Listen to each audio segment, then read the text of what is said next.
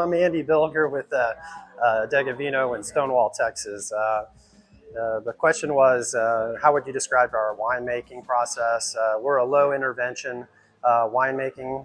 We see the grapes that come in every year, and my brother decides which way we're going to take those wines, and it matches the Brix levels, the phenolics, and what those grapes are giving us that particular year.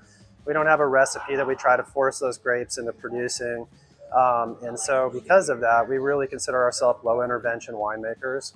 And we think that low intervention is the expression of Texas because you're not doing anything to cloud what those grapes are giving you. Yeah, for us, Texas wine means not only grapes grown in Texas, but wine made in Texas.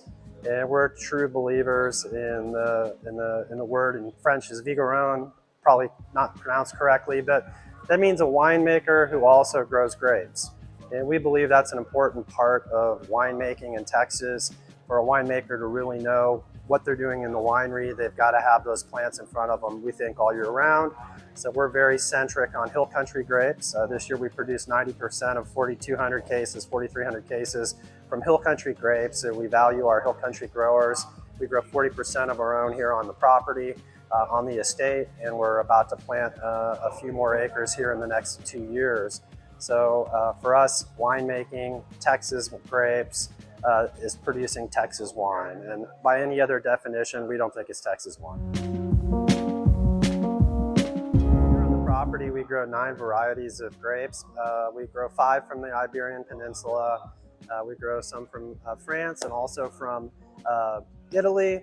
And for us, we try to pick grapes that are grapes that do well in this part of Texas. We have no desire to try to grow grapes that just don't flourish. And one of the aspects is producing grapes year after year so that we have a kind of a consistency in our flavor profiles. We like to produce single varietals and blends. We lean a little bit more into blends because the best wines in the world, Bordeaux, are blends. But when the year is right and when it's proper, we will do a single varietal, and the single varietals that we've released have done quite well. But we always want wine that is within the bookmarks, and that sometimes has been a problem in Texas because grapes produce unequally sometimes every year depending on the variety.